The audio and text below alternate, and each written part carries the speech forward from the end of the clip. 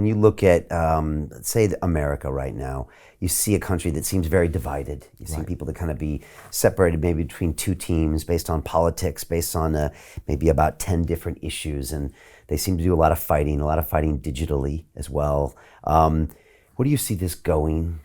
Do you see this escalating? Do you think there are solutions to this? I just want to get your thoughts in. So I think there's a difference between what we perceive and what is reality. I have a friend by the name of Monty Moran. Monty was the first CEO of Chipotle, the famous American fast food chain, right?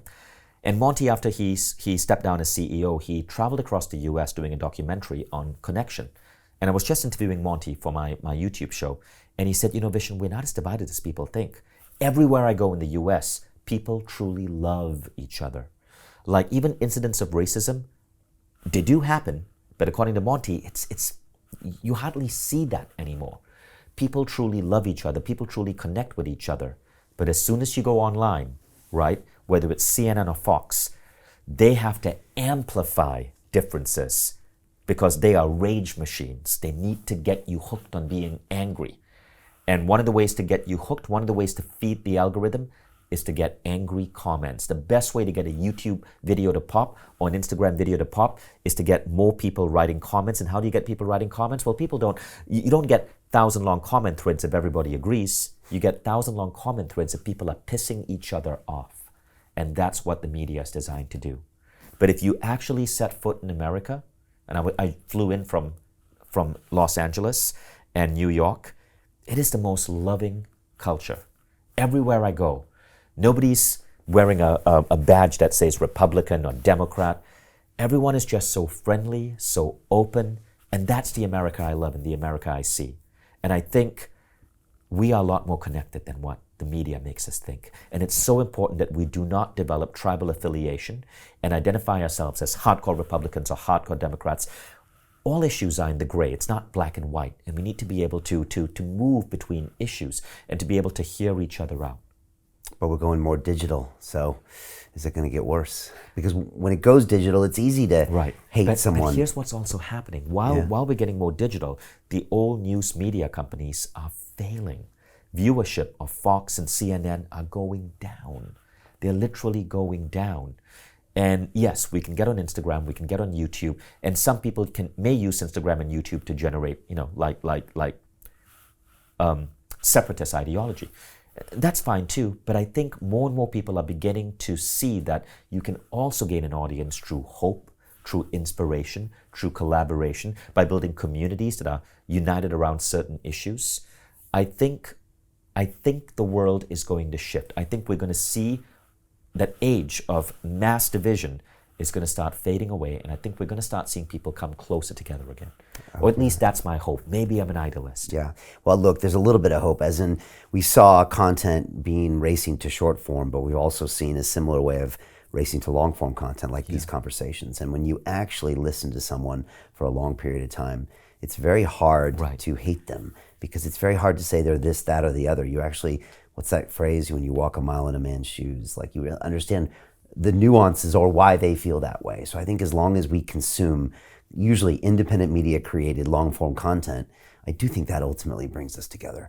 Very true. Much more so than the clickbait, the headlines, sometimes the tweets, the memes, the news articles. So yeah, that is positive. I always ask at the end these questions, and I think they'll be always helpful.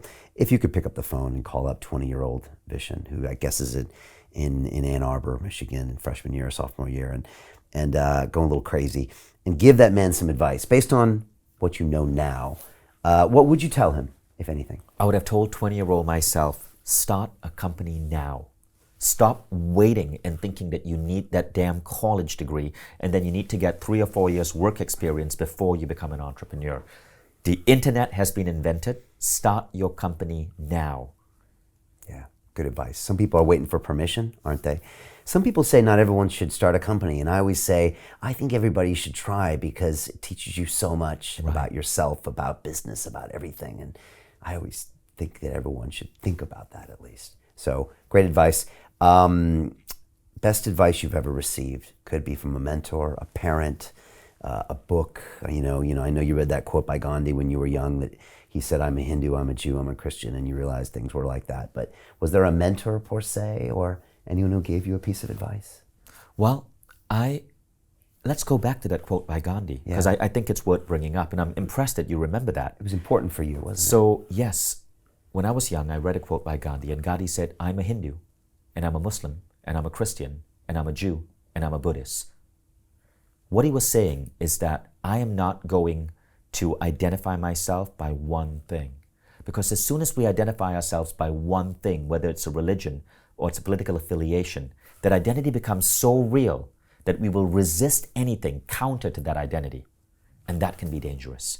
We need to have open minds. We need to be open to other points of view, even if it's other points of view that may be different from our religion or different from what our political party says. And that's the only way I think we can create a humanity that's more connected, where there's less fighting, and that's the best way for us to grow. It's probably why you created Mindvalley too, because you were open to taking the best of the best from all these practices and bringing them together. And we got to be conscious that we may be wrong as well. Yeah. Because of that quote is the reason why I am not the only meditation teacher on Mindvalley. Think about it. Almost every other personal growth teacher builds a company around their own brand. I built a company and I invited 61 other teachers. This time last year, the biggest teacher on Mindvalley wasn't me. It was one of my employees. So my gifted employees, they become teachers as well. I don't want to be a guru, because if I told people to just follow Vishen's advice, even if it was in the meditation protocol I believed, I would be locking them into one viewpoint. I want people to question. I want people to look at alternate sources of truth. I want people to make decisions on their own. No guruship. So Jim Rickards has just recorded a video that's not available to anyone in the public, and he's going to be talking about how this upcoming recession is going to be fast, it's going to be bloody, it's going to be nasty. But at the same time, he's going to show you how you can position yourself to profit from all of this chaos.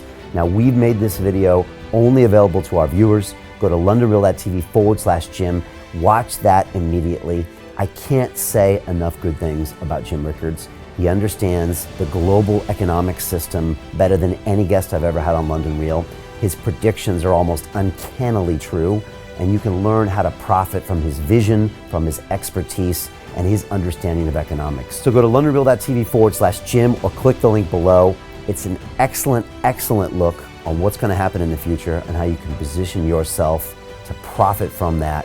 Jim is one of the best in the business, one of my favorite guests on London Real, and he's very, very good at predicting the future and showing us all to profit from it. So click the link, and I hope you enjoy. The greedy bankers are about to do it again. In 2008, they crashed our financial system and nearly bankrupted the entire global economy. Then they received trillions of dollars in government bailouts. And after, they demanded fat bonuses paid for by you, the taxpayer.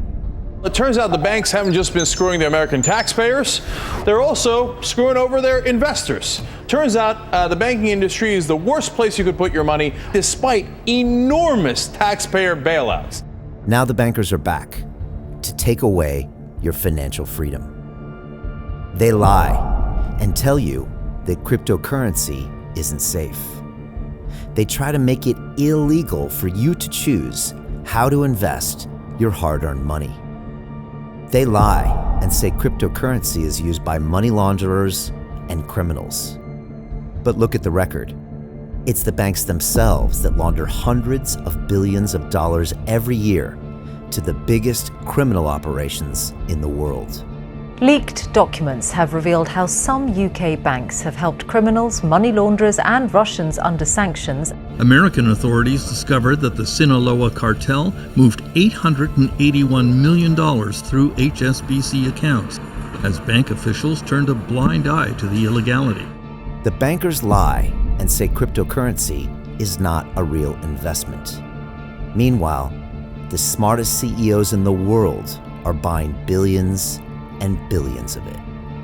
The truth is that banks lie about cryptocurrency because it makes them scared. The banks take $9 trillion per year of your hard-earned money, and they are worried that they will finally be exposed.